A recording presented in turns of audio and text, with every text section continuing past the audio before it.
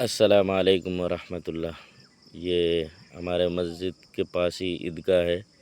ईद की नमाज़ पढ़ने के लिए और मैं अभी मस्जिद में छत पे हूँ। अल्हम्दुलिल्लाह देख सकते हैं बच्चे लोग मकतब में पढ़ाई के लिए आ रहे हैं। ये सामने ट्रेन लाइन है और ये सुपारी का पौधा है, पेड़ है और ये सामने कोकोनट का पेड़ है।